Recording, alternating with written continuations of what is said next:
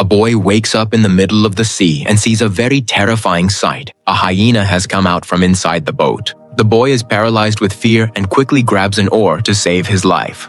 But the hungry hyena is extremely dangerous. So the boy has to cling tightly to a wooden pole at the back of the boat to protect himself. Fortunately, that African hyena is feeling dizzy on its first boat trip and, because of the ocean waves, is unable to stand on its feet.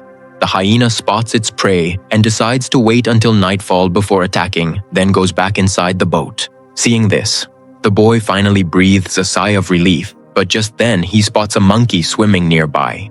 What's happening? The boy looks closely and realizes that the monkey is sitting on a bunch of bananas. He rescues the monkey, and now the boy is stranded at sea with 3 animals. This is the story of a boy who is lost at sea. But when you truly understand it, you'll see that it's not just a story of survival, but a truly terrifying tale.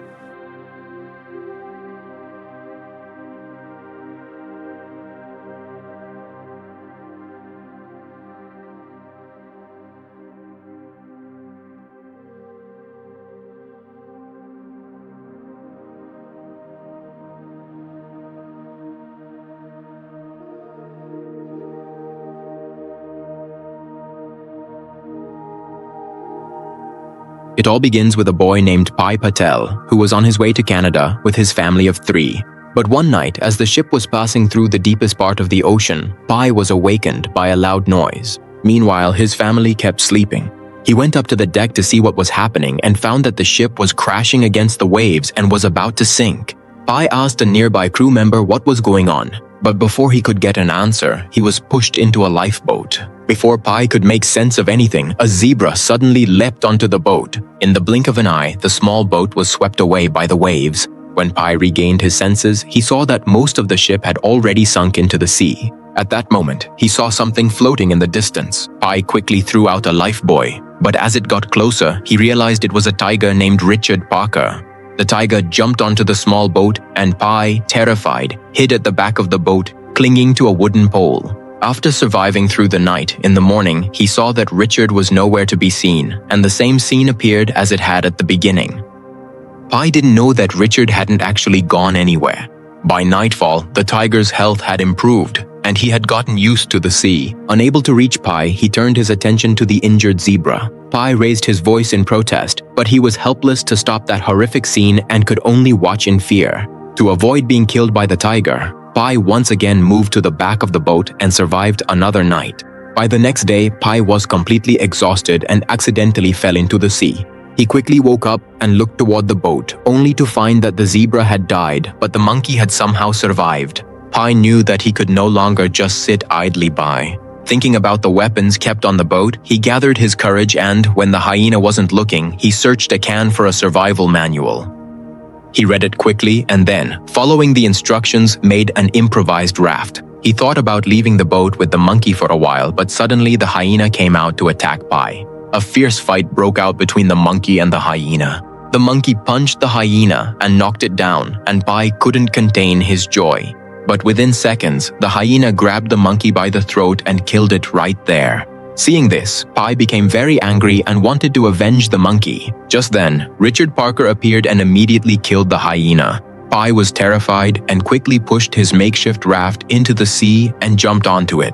Fortunately, the king of the jungle, Richard, was also hesitant to enter the water, so Pi was safe on his small raft. No one knows how much time passed. Once, when Richard was sleeping, Pi quietly climbed onto the big boat and found some cans of food. He took some food and placed it on his small raft. Hungry Pi immediately opened a biscuit and, despite the danger, began to eat it. At that moment, Pi saw a rat on the boat, but the noise woke Richard from his sleep. Richard tried to eat Pi, but he couldn't cross the boat. Pi thought he was safe, but then he saw that Richard had changed his approach. In a panic, Pi grabbed the rat and threw it into Richard's mouth. Then he quickly returned to his small boat because the zebra's body was still on the big boat. So Richard left Pi alone. That night, Richard stood at the edge of the boat, watching his prey intently. Pi began to cry. If he stayed away from the boat, he wouldn't get the food kept there, and if he didn't go, the hungry Richard would eat him.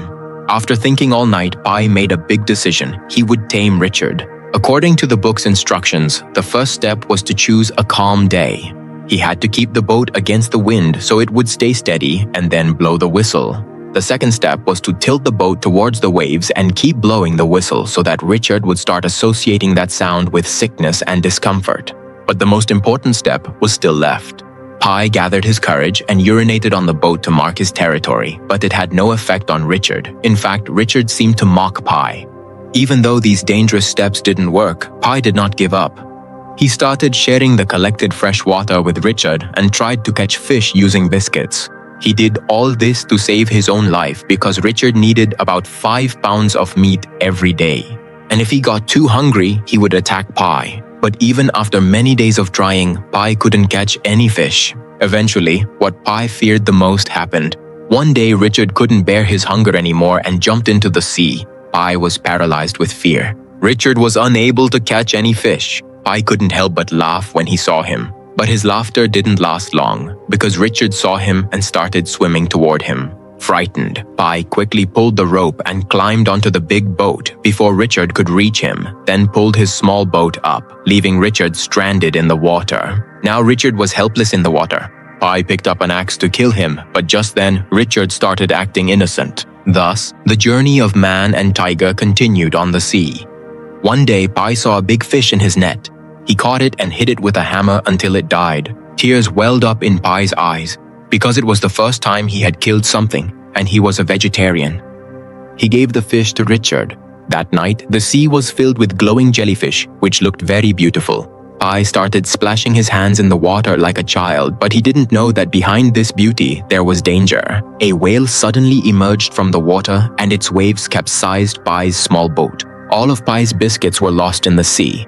He regretted keeping all the food there, but now it was too late. Hunger is a terrifying thing. It changes a person. Pi gathered his courage and climbed onto the big boat. Richard was just about to attack him when a small fish hit Pi's face. Both were stunned, and just then, a large school of fish came flying toward them. A big fish fell onto the boat. As soon as Richard started eating it, Pi showed his strength and stuck a stick into Richard's mouth. Seeing this side of Pi, Richard backed off and quietly started eating the other fish. That night, Pi also ate fish. Pi realized that in order to survive, he would have to tame Richard. He started training Richard with a stick. When Pi shouted, Richard began to obey like a kitten. Pi gave him fish with the stick, and after eating it, Richard started asking for more. It seemed that Richard had now become tame, but Pi still remained cautious. Just then, they saw a ship in the distance. Pi sent out signals in excitement, but the ship didn't see them and went away. Pi was very disappointed. That night, the man and the tiger gazed at the stars. Suddenly, the weather changed and a storm arrived. In anger, Pi shouted at the sky, saying that he had lost everything and he gives up. Both of them hid in the boat's cabin and waited for the storm to pass. When the sea calmed down, all their food had been washed away. After a month, Pi had become very weak and Richard was also on the verge of dying. Pi drank seawater, but it did not quench his thirst. He gave the little water left to Richard and held him close to his chest. After more than 100 days, they felt that they would not survive any longer. But when Pi opened his eyes, he found himself on an island. He went to the shore and, driven by hunger, started eating the grass there.